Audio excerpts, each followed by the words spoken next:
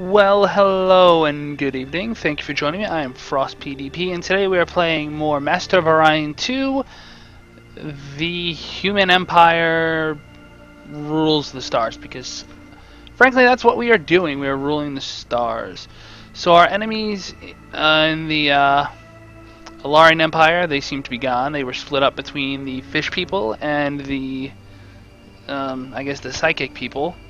We have forcefully created a protectorate of ant people, which the other ant people seem to be killed again by the psychic people. The silicoids, the stone people, are expanding. They're always a threat. And the bear people are there. And supposedly there are dwarf people too, someplace I don't know of. Who are we at war with? We're at war with no one. That might have to change soon. We're going to bring our little fleet home. We are not going to need transports for some time, I suspect, so... nope. This is in Crusader Kings 2. That's not how you sell ships. You sell ships by going here, you hit scrap, you sell it, and goodbye. I'm going to send all of you here. Please forgive the mouse issues. I've been playing a little Tribes Ascend, and it's a little twitchy, DOSBox. Take a turn. We get some science. Science is a Kerbal Space Programmer. Yes, Kerbal Space Programmer, also known as a player of Kerbal Space Program. Artificial consciousness. Yeah, we will go with deep core mining because that is a nice technology to have. We're going to put up an outpost that will help us be able to reach the silicoids so that we can declare war on them for absolutely no reason. Unjustified wars are the best wars. Developing some planets.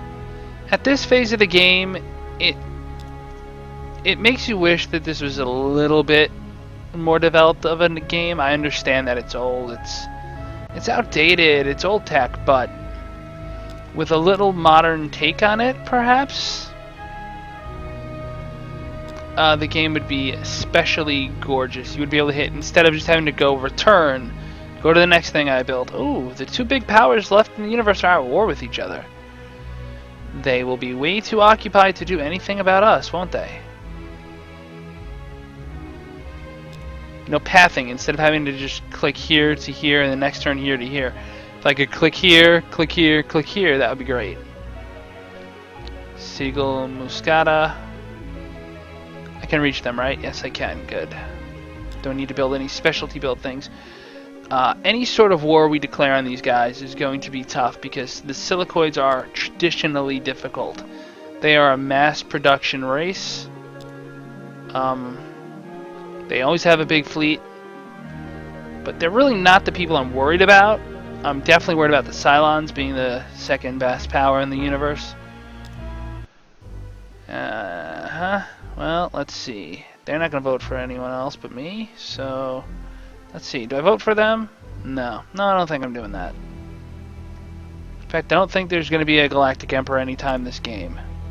Hey, guy gained a level. Defending spy was killed. Everybody, mush. The bear people have built some spaceships. They might think they're doing something. They're not. They'd have to be crazy. They'd have to be absolutely crazy to declare war on me, now or ever. We have a new knight.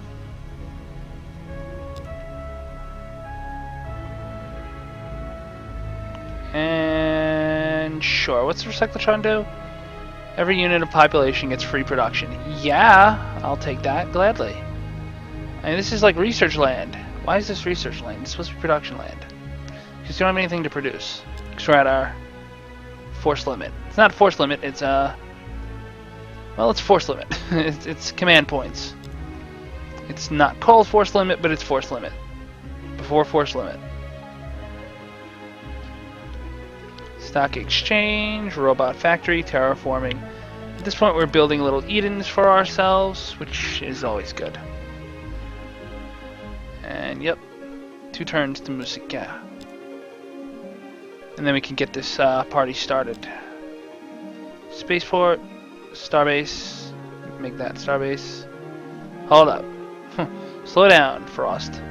Starbase, Research Lab, Robot Factory. Go. New Night.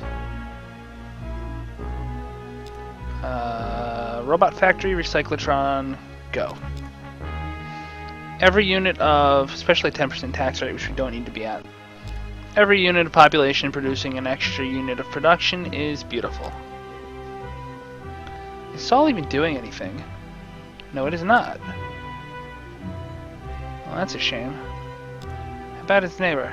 Nope, not what I wanted. That's what I wanted. Terraforming. And gravity generator. Go for it. Even though we're mostly doing research. So we are going to wait one more turn for that one ship to get there. Deep core mining, even more things to build that we don't necessarily need. Star Fortress, advanced city planning. Hey, maximum planets 5 million. I will take that because that is a that's insignificant because we will mind control them. I was lying earlier when I said psychic people. They're not psychic in the what are they called? Mentar, the Cylons. I know their name suggests psychic, but they're not. They're more your general run-of-the-mill, not psychics. So let's see what they've got. They have a colony ship. They have a battleship. That is going the other way. Perfect. We are in their system.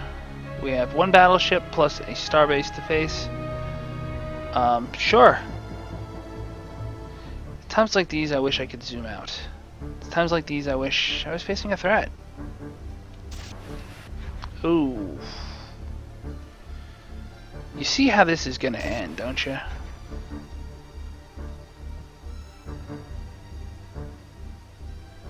Do I want to even try to capture the ship? Not really.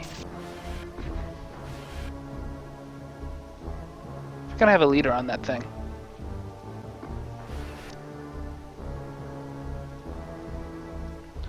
You know what? We're just gonna auto battle.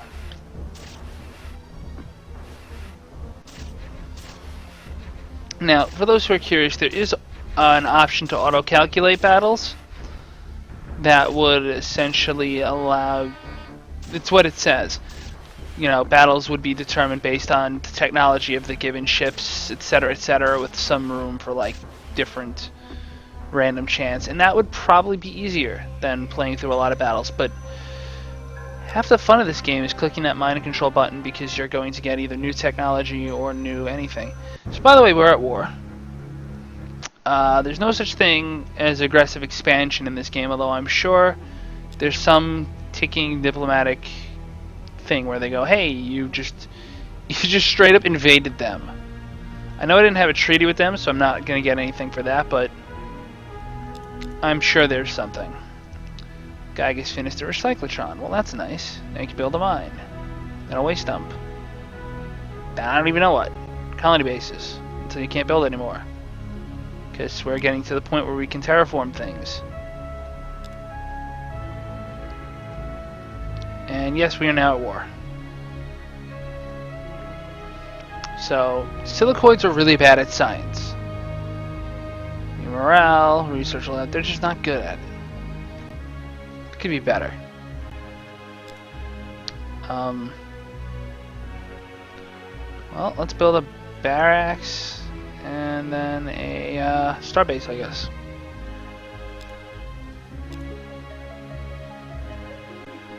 So we hit them at exactly the right time. I mean, this is another battle. Like, I really wish I could just hit the auto button before going into combat, so it would just tell me I won.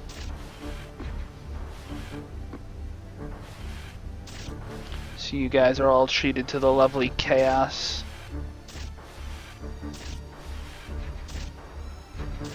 The beauty of victory. Hey, free tech. So they're actually higher on the tech tree than us in a lot of places, but we are better because we have options, as I've mentioned before. Allow me to get out of this, and I'll bring up the tech menu real quick. Well, no I won't. Ant people, without really good science. Seriously, little green men running around. You can build planets. I love how you can build artificial planets, but like advanced city planning is beyond you. Like, really? Not sure that's what we were going for. Just building stuff. It doesn't even matter. We're at that point where we're snowballing, and really the only thing that's going to stop us would be like a Cylon war. So the tech tree. Again, the silicoids. It cost 0 research. Oh, that's because I'm already there. Like, they had antimatter drive. Well, that's great. But I didn't see any antimatter torpedoes in combat because they don't have them. Because they could only pick the antimatter drive. Uncreative would only get thrown one of these 3 techs. So in that way, I feel the tech tree could have been done better. I guess something more civilization would probably have been suitable. I'm going to send 1 ship there. Maybe give him help. No, I'm not going to give him help. I don't care. Like, they're not a threat. Their military is not a threat to me. All those points in fleet, doesn't matter. This is just auto battle for the win.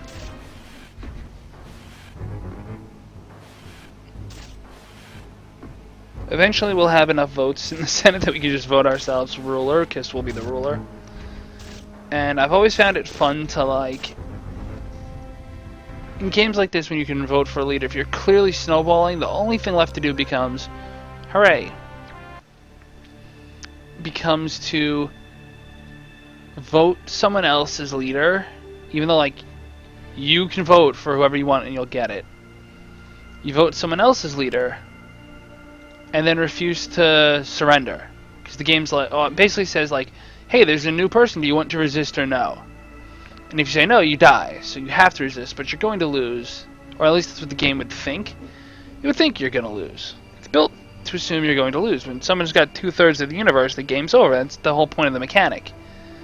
You know, like, there's a reason for these mechanics. It's not to bore you. It's if somebody can get 2/3 of the votes on their own, they can just vote to end the game, because no one else is going to have fun. But see, that's not what you do. You might have 2/3 of the world, but you vote someone else into power and then refuse to surrender, so that whatever's left of the world at least tries to resist you. So instead of having 1 country, 2 countries, 3 countries, you have 1 united country against you. Does it work? Well, not really. Although, the bear people are now losing a war to the stone people, of all things, who are losing a war to me. Gee, did you make a good decision there, Bob? Well, they have a battleship and a starbase, and I am of the belief that it's absolutely insignificant to me.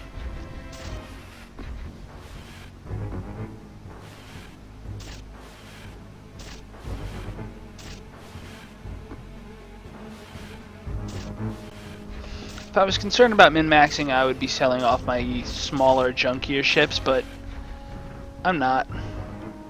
The thing about old strategy games is that a lot of them are really decided very early on, because an enemy will acquire a technological or military or whatever edge that you just can't overcome. And, you know, the random numbers, just like, really, their missile hit me. Like, okay, hooray. Mind control. Once you start building battleships and nothing but battleships, like, I could build a battleship in 10 turns. What's that prompt me to do? I could build Titans. I can't build Doom Stars yet. And notice how they're Doom Stars, not Death Stars. I love the look of these things. This thing looks vicious. Like, alright, heavy armor. Even if I don't even try. Battle pods. You can't scroll. You can't mouse scroll. That's how old this game is. Reinforced hull. And I'm going to go with neutron, heavy mount, continuous? Yeah, continuous. And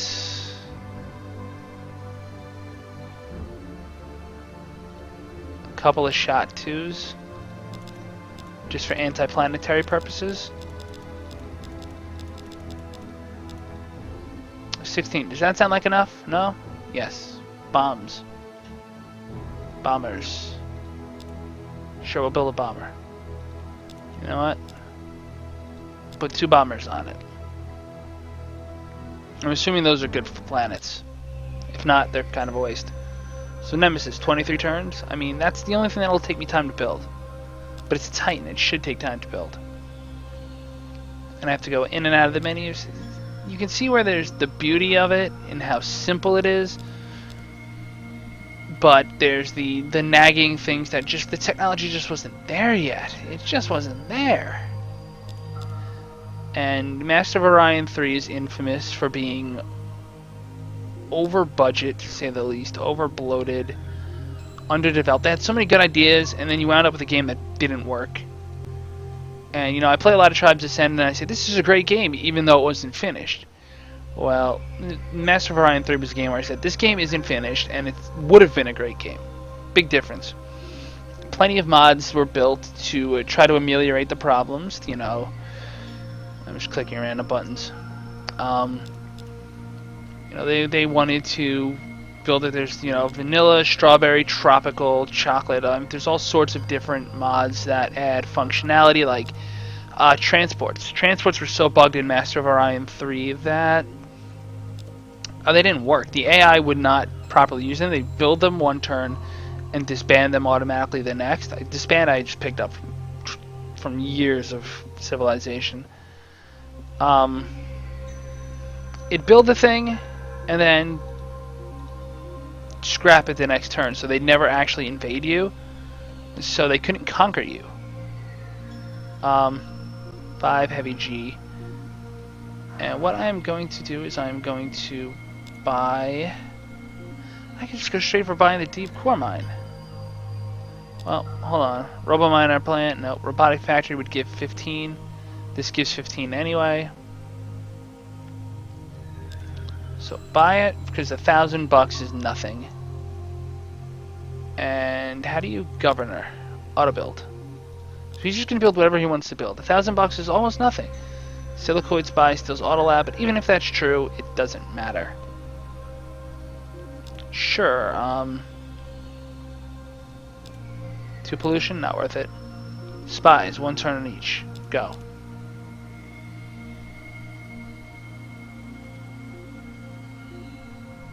So 3 turns. Will I give him help?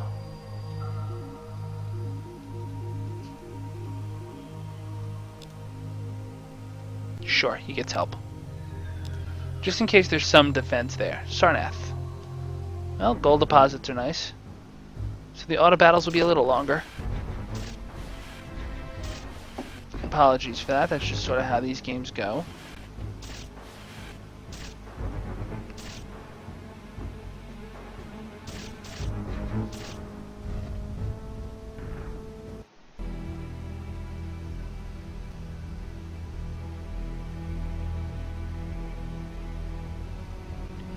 Apologies for the quiet.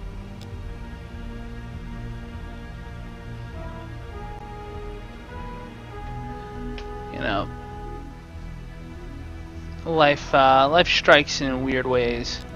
This one I'm just gonna buy the automated factory because it's not as big. There's a joke there. Go ahead and make it. I'm gonna tell it to build up biospheres just because it's a small population, but after that, auto build.